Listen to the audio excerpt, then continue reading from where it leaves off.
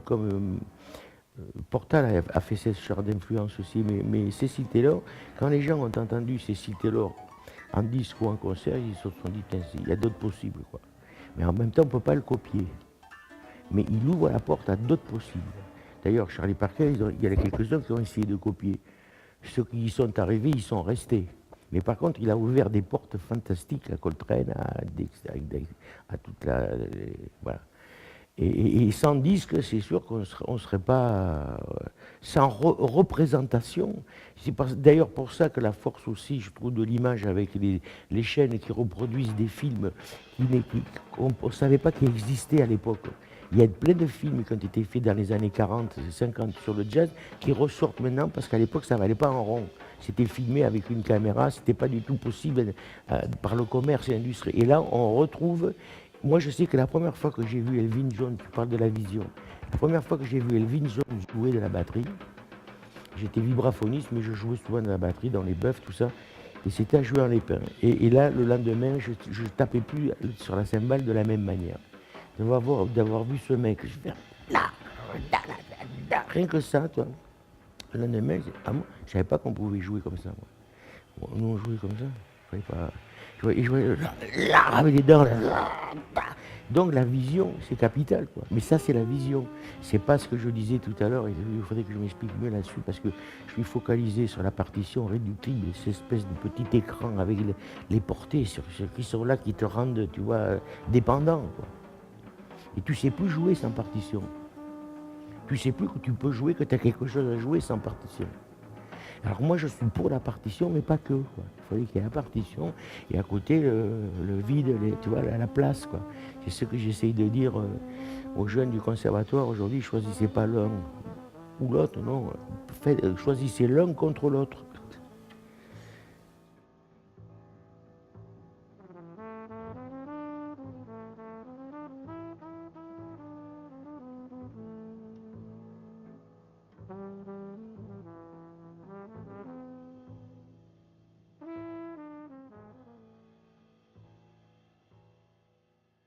Mais la liberté, ça s'apprend. On n'est pas avec.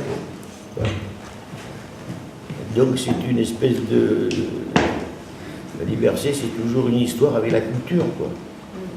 Et le monde dans lequel on advient et comment on fait avec ça. Oui, mais c'est un moyen de pouvoir accéder à la liberté. Oui, bien sûr. C'est la tentative. Moi, ça fait plus d'un demi-siècle que je tente, j'y arrive pas vraiment tout le temps, quoi. Quand j'y arrive, je suis plus proche de l'hôpital que... Quand on a peur, on n'est pas libre. Et quand on est libre, ça fait peur. Donc c'est là que se résume l'équation. Peut-être c'est pour ça qu'il y a de l'art quelque part, quoi. C'est-à-dire cet endroit, cet intervalle qui permet à cet endroit-là de... Nous sommes tolérés d'être justement par l'art critique de nous-mêmes, de la société, du voisin. C'est peut-être un peu ça l'existence aussi. Et on fait ce qu'on peut en face de ça. Et puis il y a des endroits où on les dépasse, pas forcément là. C'est peut-être ailleurs, dans la littérature, ou dans l'imaginaire, ou dans le sport, je sais pas, ou dans la politique, ou dans l'assassinat, je sais pas. Sauf que moi, je sais prendre les virages. Ça, ils peuvent pas. Ils peuvent pas.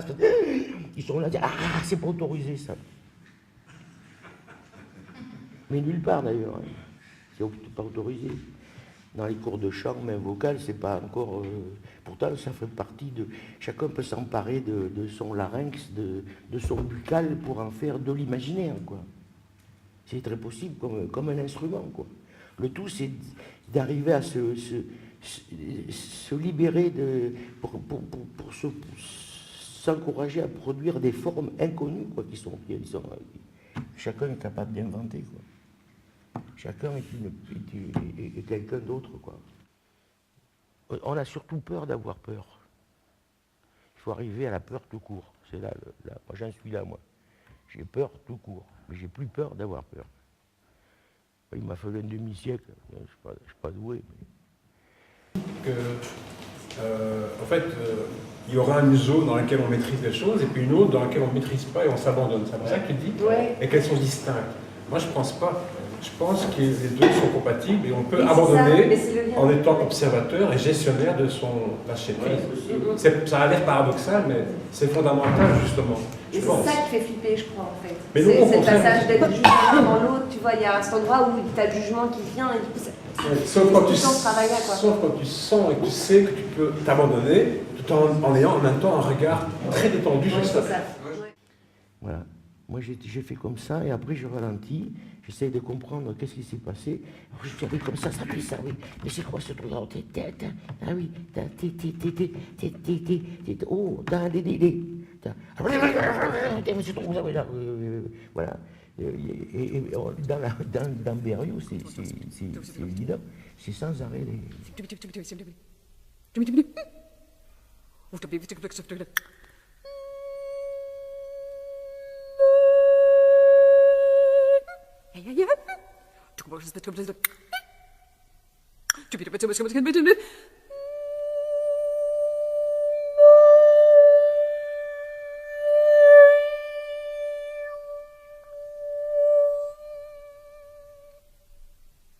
C'est plus. L'autre il fait roi, badaboum, paf, dis, et toi, moi, toi, tais-toi, paf, c'est comme ça marche comme ça, une espèce d'obligation, un peu comme le rugby, quoi.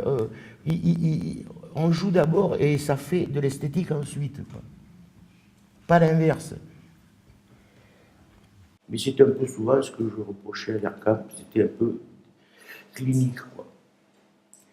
L'esthétique, si elle est plate, elle est plate. Ça manque de contradiction. C'est-à-dire, on pourrait donner l'exemple, imaginez, vous ne pouvez peut-être pas le faire avec vos instruments, ça. Tous ensemble. Imaginez qu'on fasse tous ensemble. Sortir le trait, essayez ça. Allez-y.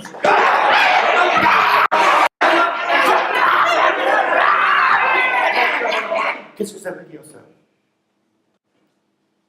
J'espère que tu as enregistré ça. Parce que moi, j'ai besoin de ça pour, en tant que compositeur, pour mes œuvres.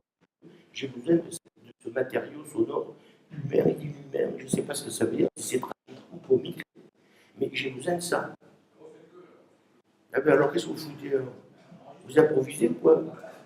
On essaye?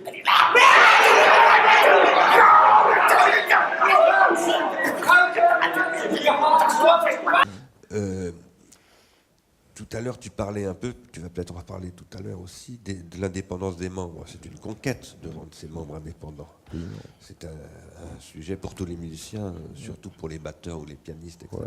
Voilà, d'arriver à faire fonctionner le corps en dissymétrie, c'est pas du tout évident, et il faut lutter contre les automatismes. Là, ce sont des automatismes physiologiques et biologiques, il faut les combattre.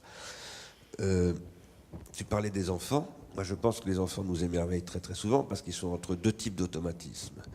Des automatismes biologiques qu'ils subissent comme nous, et ils ont ce problème-là, mais ils n'ont pas encore acquis les automatismes sociaux. Ce qui fait qu'ils ont une espèce de liberté par rapport au social, qui fait qu'on peut désautomatiser leur corps comme on ne pourrait jamais le faire avec un adulte. Et il y a là quelque chose ce que j'appellerais une organologie corporelle, voilà, qui est spécifique à un âge, quoi. Je dis tout cela parce que je pense que l'enjeu du programme que nous avons avec Mons 2015, que nous démarrons avec cet atelier, c'est de s'approprier les organes artificiels d'aujourd'hui, comme Parker a su s'approprier le disque, comme Billie Holiday a su s'approprier la radio, parce que Billie Holiday a aussi une histoire avec la radio qui est très importante. Et je crois que c'est ça qui est en jeu là, pourquoi? Pour se mettre au service de la désautomatisation, parce que finalement, ce qu'on appelle l'improvisation, on peut appeler ça la désautomatisation. Ouais.